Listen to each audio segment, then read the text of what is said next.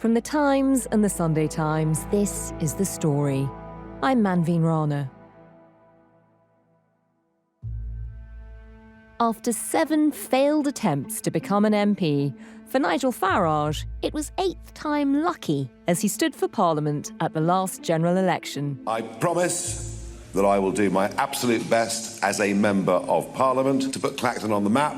This is just the first step of something that is going to stun all of you. Well, it's certainly done that. Nigel Farage has now been referred to the police over that victory in Clacton last year. Reform UK has issued a statement tonight denying breaking electoral law. It follows a report in the Daily Telegraph that Nigel Farage has been reported to police by a former member of his campaign team over claims he falsified election expenses. At a time when the party he leads is riding high in the polls and people are even predicting a reform government, Farage should be the toast of Westminster.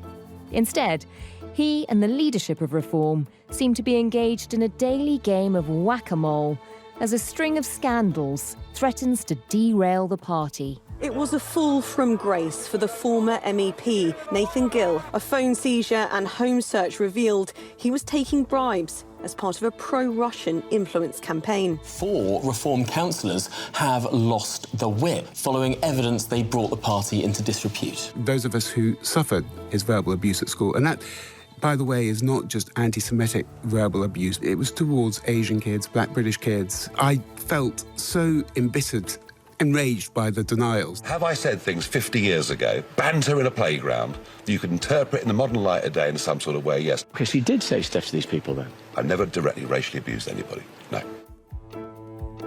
Can the party weather the latest storms? Do they have the discipline to govern? And will all the negative headlines shift the polls?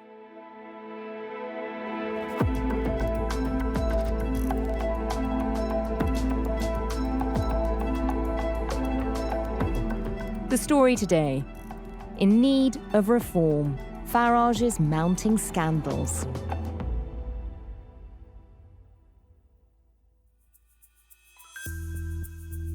So it's Monday morning in Parliament, and bizarrely, it hasn't started with what became really a hallmark of the start of the week, which was a Reform press conference, usually fronted by Nigel Farage, and a way of really drawing attention to what the party had to say on some of the biggest issues of the day. Sometimes not the biggest issues of the day, but drawing attention away from what the government was talking about. And so it's been quite strange, really, that it's been a Monday morning, no Farage-led press conference. I think some Reform figures will be feeling the heat after the story in the Sunday papers about the Reform UK leader being reported to the Metropolitan Police over alleged undeclared expenses.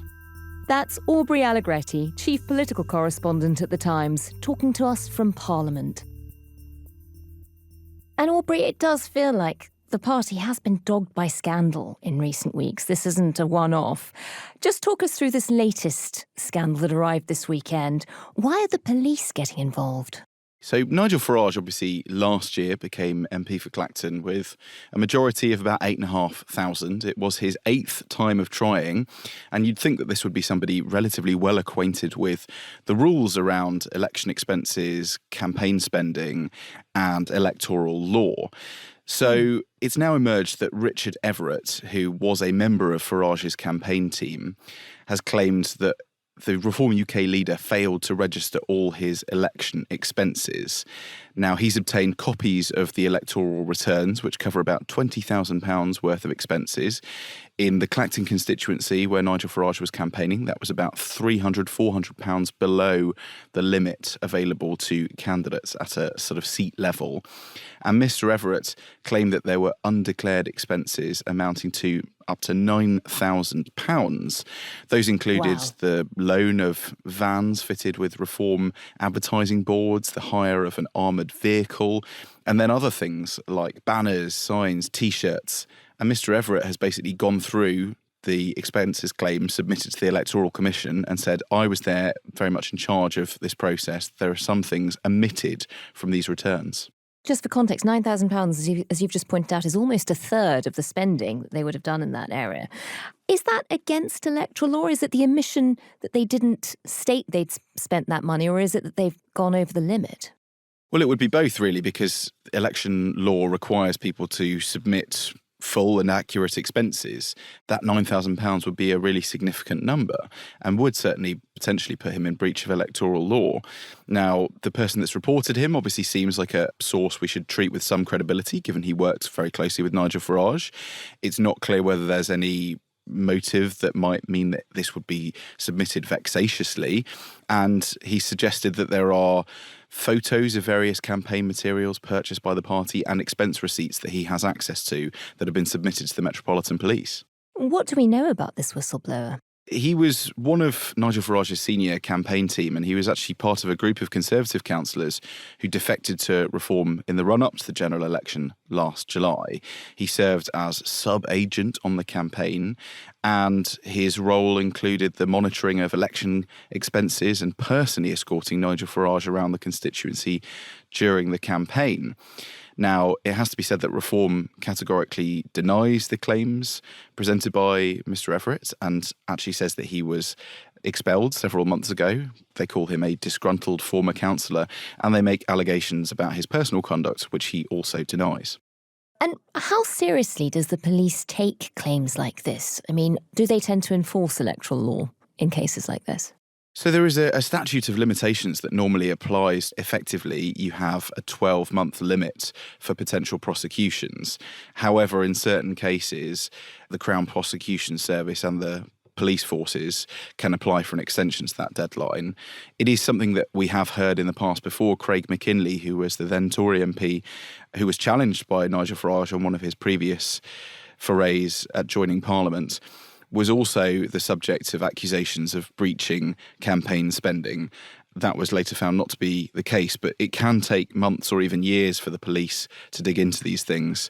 And often it's not uncommon during an election campaign for rival candidates or their organisers to be making complaints to the police about the handling of their rivals during the election. Some people will claim that nomination papers haven't been signed properly.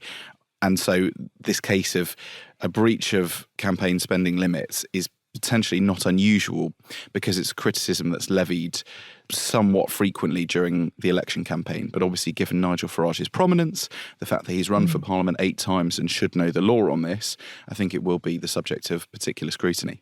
As you say, Reform is sort of denying the allegations. What are the other parties saying? Naturally, it's been seized on incredibly quickly by both the Conservatives and the Labour Party. Anna Turley, the new chair of the Labour Party, said that Nigel Farage needs to urgently answer serious questions about whether he broke the law and misled the public. She said that parliamentary democracy relies on people playing by the rules, so she's putting pressure on Nigel Farage to come forward and provide clarity.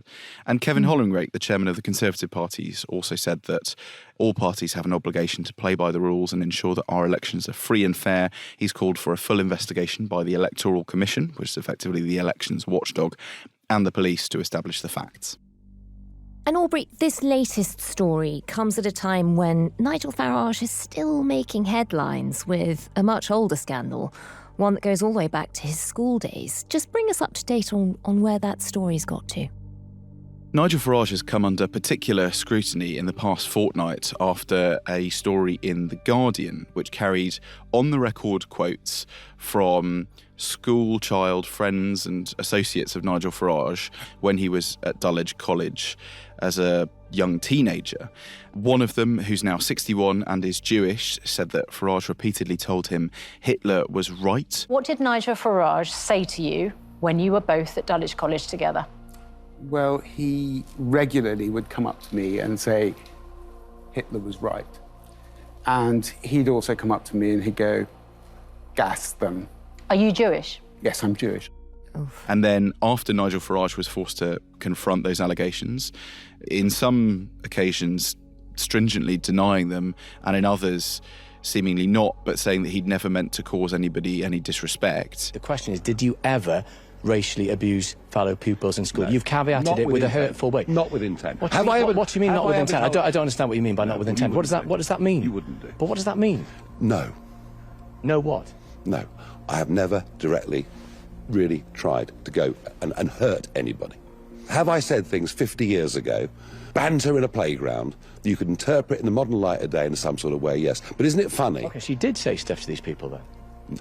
I've never directly racially abused anybody, no.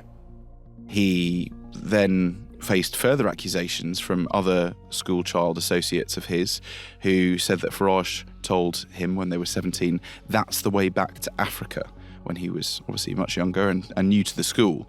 So these allegations have continued to mount, and actually the more Nigel Farage seems to deny them, the more others who believe that they are correct want to come on the record to correct that impression. Some of these allegations have been around for years. You know, we've heard the horrendous stories of his behaviour towards Jewish pupils before, you know, they came out in Michael Crick's book. We even know that one of his school teachers, I think, in one of his school reports, described him as being a fascist. Why is this story suddenly getting so much more attention now? Because it does seem to be rumbling on. It certainly does. And certainly when you speak to Farage's allies, they say people are sort of really getting desperate. They're raking through stories that have already been in the public domain in some cases, and in others, talking about stuff that was said when he was a child.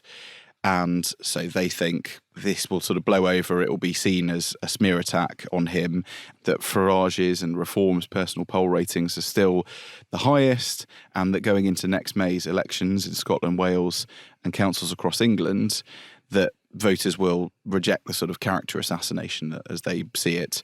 But I think actually at the nub of all this is trying to ask questions about a figure who has returned to frontline politics in recent years after a real sort of period away from it. He obviously did stand in the 2019 general election, and the Brexit Party did as well, but it didn't get any seats.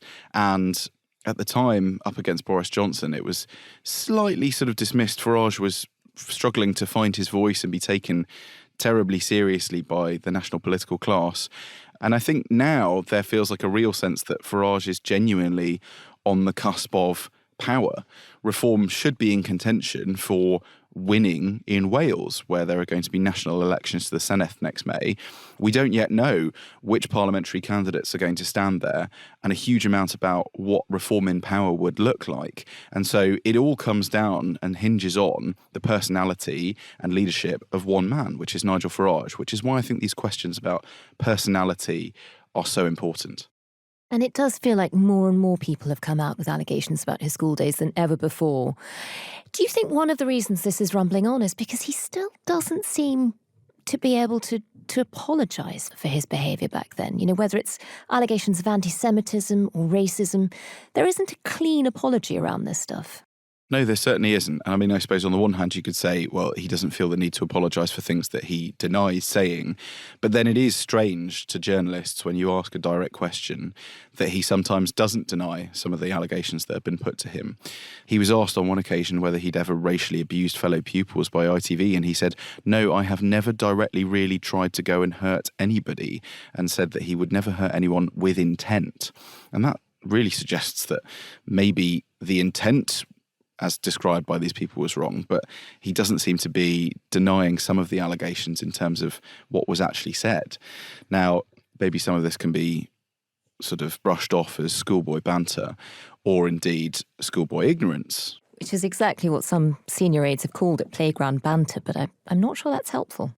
No, certainly not. And I mean, I think there was quite an interesting comment made by Clive Lewis, the Labour MP, who said, we all make mistakes in our youth, and Clive Lewis knows this because he's made one or two comments that did get him in trouble while he was an MP and a politician, for which he has apologised. But he was saying, effectively, if there is no apology forthcoming, it tells you about how their character hasn't changed since that point, that they haven't learnt, they haven't grown, and that suggests that there is still potential for these views to be still sort of pertinent in Farage's mind. That, I think, is the nub of the question about why journalists are asking these questions again. Aubrey, up until now, it's felt like Reform there have been a succession of scandals they've been faced with, but they've been quite Teflon. None of them seem to stick. In particular, I think a lot of journalists and a lot of people around the country were shocked at how little coverage there was around Nathan Gill. Just remind us of that story. Remind us of who Nathan Gill is. Certainly. So Nathan Gill was a close ally and associate of Nigel Farage's, who was elected as an MEP for the UK Independence Party, or UKIP as it was named then, back in 2014. And Nigel Farage was leader of it at the time. Nathan Gill went on to become leader of Reform UK in Wales after the sort of incarnation of UKIP into the Brexit Party turned into Reform. And then earlier this year, it emerged that he had admitted to taking bribes to make pro-Russia statements in the European Parliament. And that was in the run-up to the full-scale invasion of Ukraine in 2022. Nathan Gill admitted 8 charges of accepting cash bribes for the improper performance by him of his functions or activity as the holder of a position in the European Parliament. That was between December 2018 and June 2019. And so it sparked wider questions about Nigel Farage's tone, stance towards Russia, past comments that he's made about admiring or respecting Putin, when actually public opinion in this country is very much in favour of Ukraine and anti-Russian in the wake of Russia's full-scale invasion of Ukraine in 2022. It was a fall from grace for the former MEP, Nathan Gill. In 2021, Gill was stopped at Manchester Airport on a trip to Russia. A phone seizure and home search revealed he was taking bribes as part of a pro-Russian influence campaign. Particularly extraordinary given that Russia is considered a national security threat to us here. Certainly. I mean, the security services are, I think, building towards what they see as a much greater conflict with Russia, fearing that there might be the prospect of some kind of real direct confrontation as opposed to the slightly indirect one that is currently underway. The UK is weekly subjected to cyber attacks and malicious activity by Russia and its proxies. And so there is a real concern that by taking this money, this man, Nathan Gill, was acting for a country which was very much against the UK's national interests, not the line that Reform or Nigel Farage would want, considering that they claim to be a party very much founded in patriotism. And when that scandal emerged, what was the Nigel Farage, Richard Tice line on it? Because as you say, that's very awkward for a party that would consider itself patriotic. So it's basically disputed how well Nigel Farage and Nathan Gill knew each other. We have the words of one former Brexit Party MEP who says he and Nigel were very close. He was very well wired into what was going on and was basically at the centre of coordinating our group of 29 MEPs. And indeed, there are pictures of Nigel Farage and Nathan Gill together, which very much suggests that they did know each other. Yeah. And actually, it's quite a small, tight-knit group of those who have sort of always believed in the project and been followers of Nigel Farage. And yet, Nigel Farage himself insisted that he didn't really know Nathan Gill. He described him as a bad apple, basically just trying to downplay the sort of accusations that this was a wider problem within Reform. And then I think Farage later said he'd known this person for some time. He knew him to be a God-fearing Christian, somebody that you would think was the least corruptible person that you would know. So what's happened to Nathan Gill now? Well, he admitted these offences earlier in the year, and he's since been jailed for 10.5 years. So, yes, he will be serving a lengthy jail sentence. And as you say, Nigel Farage was keen to point out that this was one bad apple. It's not where the party is, but are there still lingering questions about Reform and Russia? I think you have to look back quite a long time at Nigel Farage's comments about Russia. 10 years ago, he was suggesting that Ukraine and NATO had been the provocative forces when Russia invaded Crimea back in 2014. And I think that sparked some concern that he was too sort of pro-Putin, too pro-Russia, and it's continued to dog him right up to the present day. Obviously, most public opinion in this country favours the view that Russia was the aggressor in February 22 when it launched that full-scale invasion of Ukraine, continuing its advancement of the Crimea invasion 8 years earlier. And so there are questions, I think, about what Nigel Farage's sort of stance is, and if he's going to be a Prime Minister in waiting, how he would work with and act together with somebody like Vladimir Putin, who was, of course, expelled from the G8. It's now the G7. It would be interesting to know whether Nigel Farage would favour bringing him back to that famous round table where they host yearly summits, and how UK foreign policy would change. Let's look at the man who you said was the statesman you most admire. No, I said Vladimir Putin. Hold a second. I said I disliked him. But you said you admired him. I said I disliked him. But you admired him. As a person, but I admired him as a political operator, because he's managed to take control of running Russia. Nigel Farage has talked a lot about domestic policy, immigration, economics, welfare. We've heard a lot less from him on foreign affairs. He says that basically he thinks the thing people are interested in and affected by most and care about are really those big, pressing domestic issues. But actually, it's big foreign issues which a Prime Minister will often have to deal with. And I think there are lots of unanswered questions about how he'd act as a leader on the world stage. And given the geopolitical dimensions of this story, why do you think the case of Nathan Gill got so little press coverage? Why it got so little attention at the time? Well, it may be that this person was not exactly a household name, and it wasn't until the case actually really sort of exploded and he admitted to what he'd done that very diligent colleagues at the Times and the Sunday Times started exposing more about what Nathan Gill had been up to and those in the orbit around him, including recent revelations that the CPS has named 3 more MEPs from Nigel Farage's EU Parliament bloc for having alleged to have followed the script given to Nathan Gill when he was being bribed by an alleged Russian asset. Aubrey, Reform has had problems with candidates and almost sort of a lack of screening of them in the past in a way that doesn't feel new. Just in the last few days, again, they've had to revoke the membership of a council leader.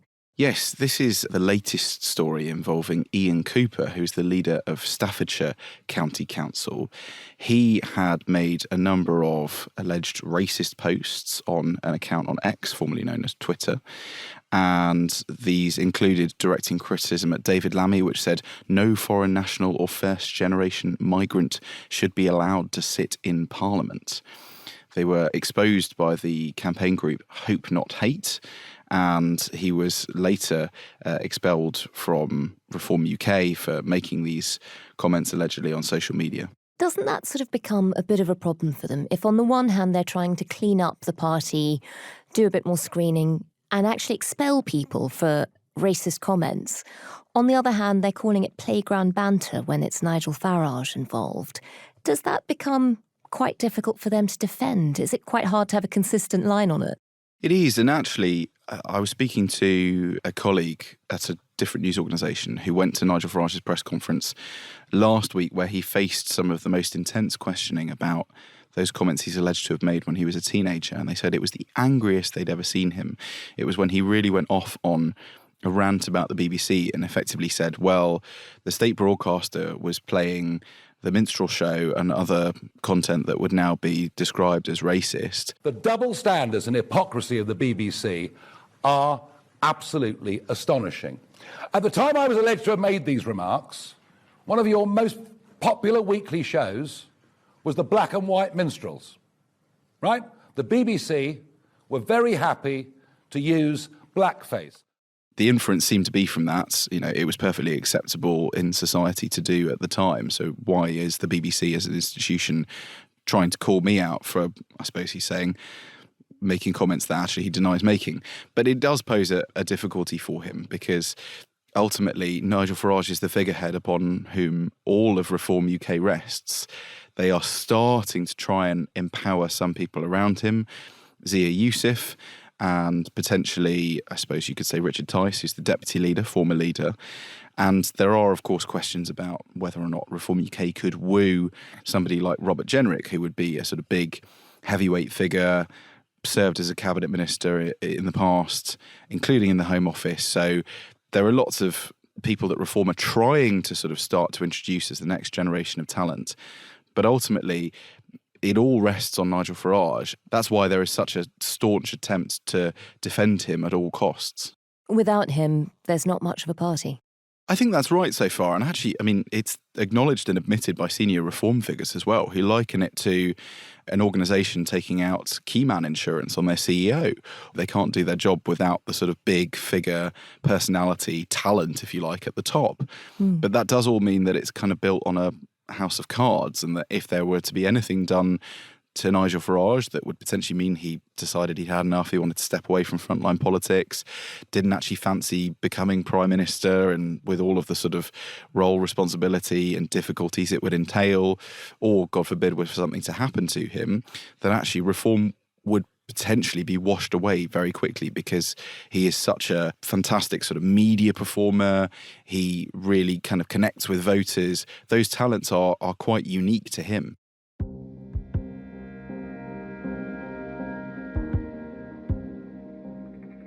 And Aubrey, do we have any idea yet of whether this whole succession of scandals, of stories in the headlines, is it having an impact on Farage and on Reform in terms of the polls, in terms of their popularity? Well, I think the first thing it's done really is cause a bit of difficulty for Reform, because they have really tried to disrupt the government and, to a certain extent, the Conservative agenda. Both of those parties run what's called grids, which is effectively their timetable of what they're going to talk about when, and it allows them to try and control the narrative. And Reform's been a real disruptor in that regard. But actually, now it's Nigel Farage finding himself on the back foot, facing these press conferences where he's now having to take lengthy questions about allegations of wrongdoing by himself and other senior people in Reform UK.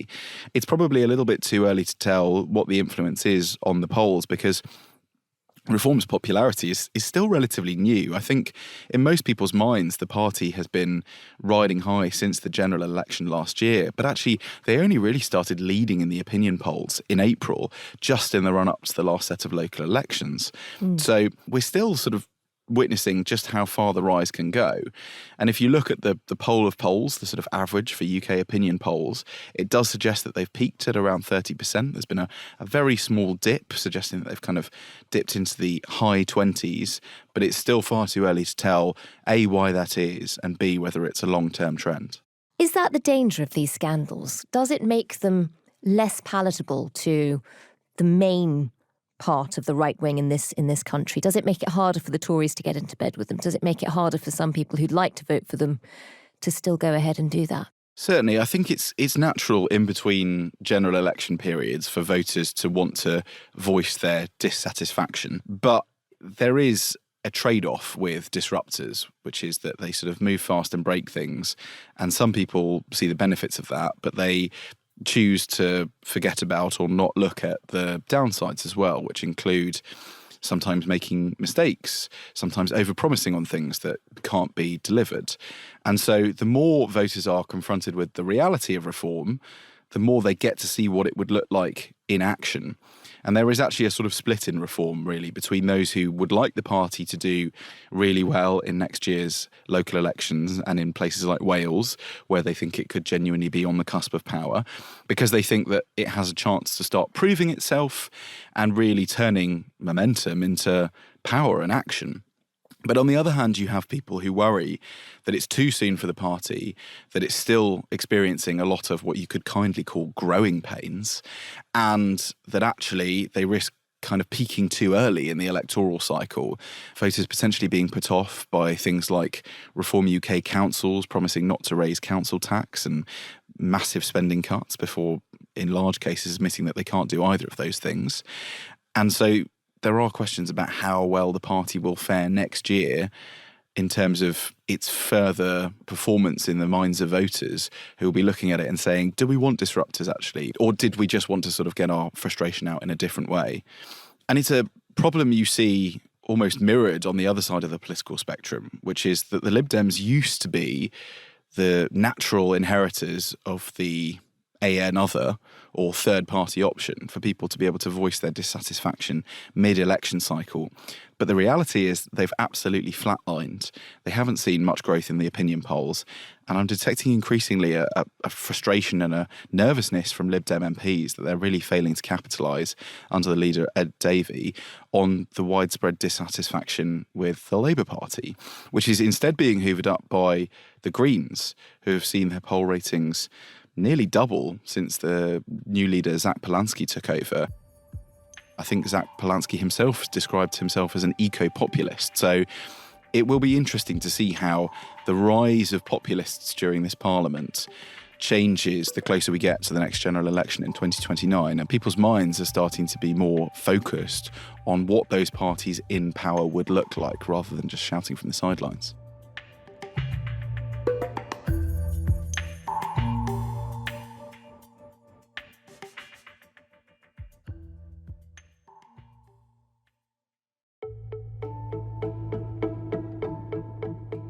That was Aubrey Allegretti, Chief Political Correspondent at The Times. You can find all the latest from Westminster online at thetimes.com. And don't forget to subscribe to our new politics podcast, The State of It, which drops every Tuesday and has all the latest gossip from our political editors and the team in Parliament. The producers today were Shabnam Gurewal and Harry Stott. The executive producer was Kate Lamble, and sound design and theme composition were by Mal Lassetto. Thanks for listening. We'll be back tomorrow.